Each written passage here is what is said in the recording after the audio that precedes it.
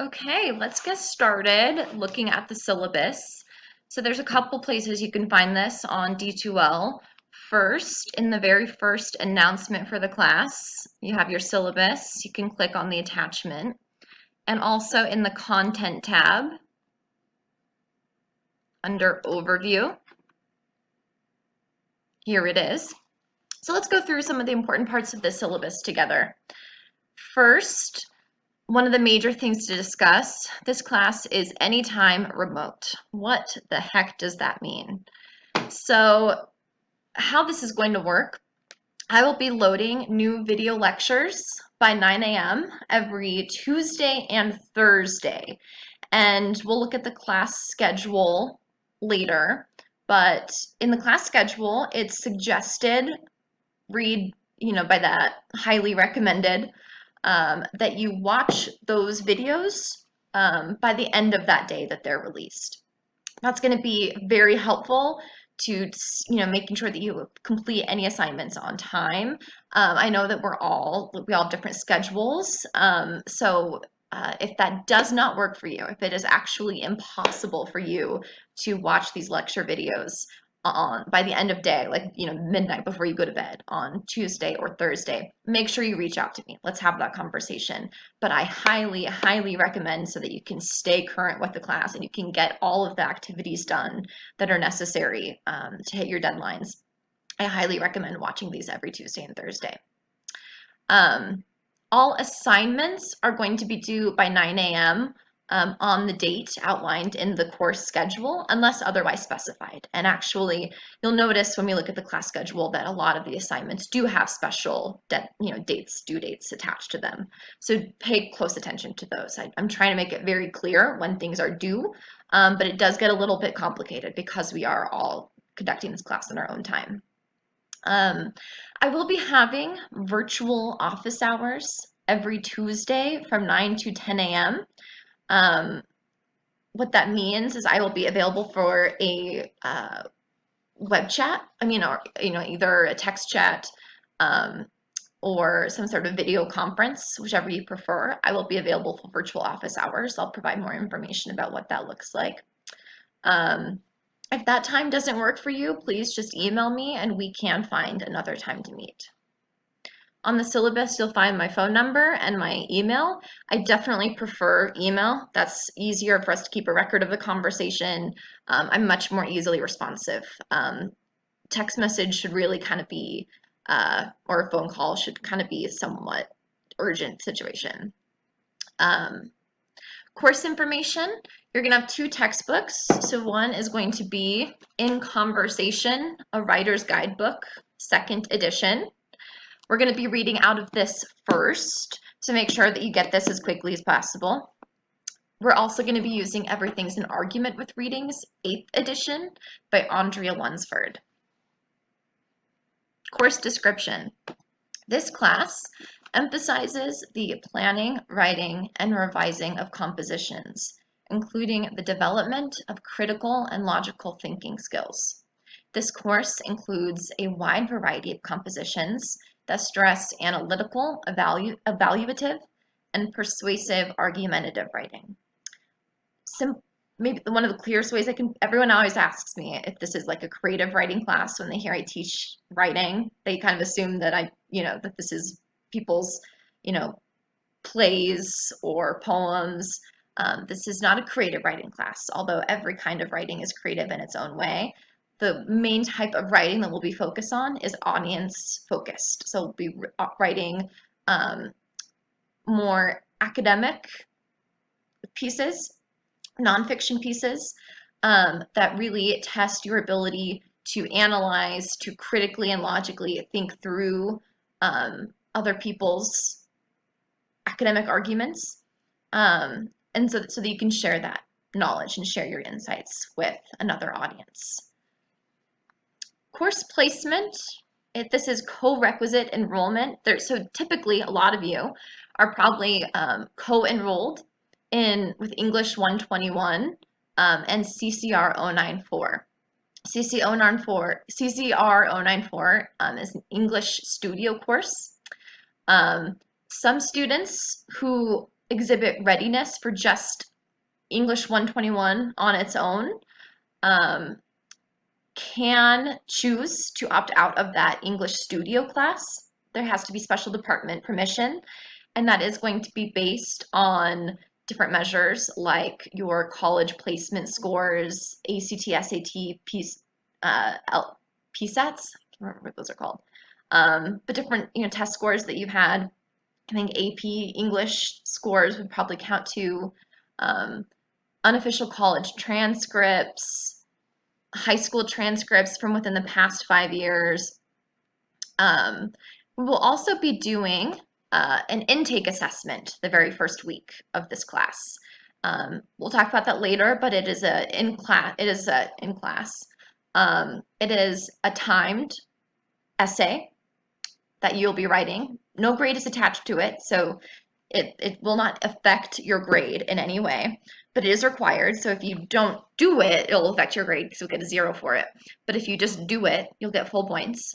But do take it seriously because this is an important diagnostic that's going to help me plan the rest of the class, but also it'll help you make sure that you're in the right combination of classes. So if you are at an ability where you are, if you're at a point where you don't necessarily need that English studio class, this diagnostic can help us make that call.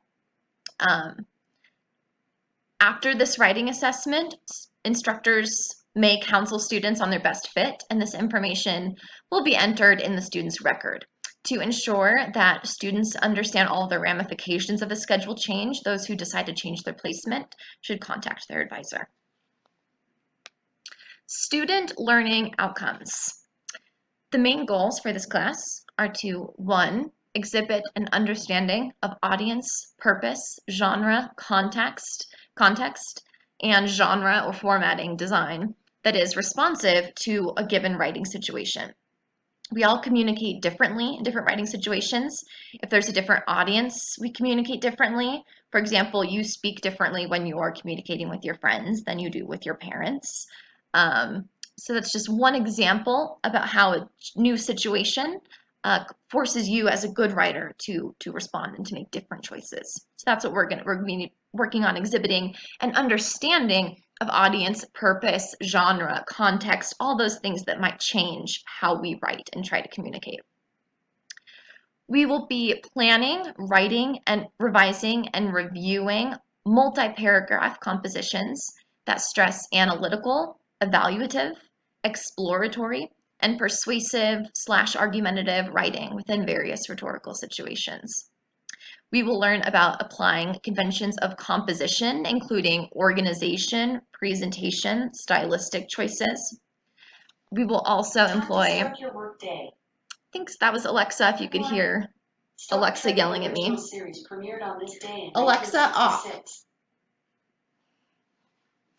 We will also be employing critical and evaluative reading skills in order to synthesize evidence and or sources in support of a claim using an appropriate documentation system. So we're going to spend some time. I'll give you a lot of sources to work with, but we will talk a bit about how to find sources, but mostly this class is going to focus on how, once we have a source, because I'll be providing a lot of the sources we work with. So what this class is really going to focus on is, once we have a source in front of us, what are some good reading strategies? How do we evaluate it? How do we assess the validity, the worth of this source? How do we think about how we're going to use that source and integrate it into our own writing? And then how do we use something like MLA, documentation style to cite our documents and make sure that we're not guilty of plagiarism?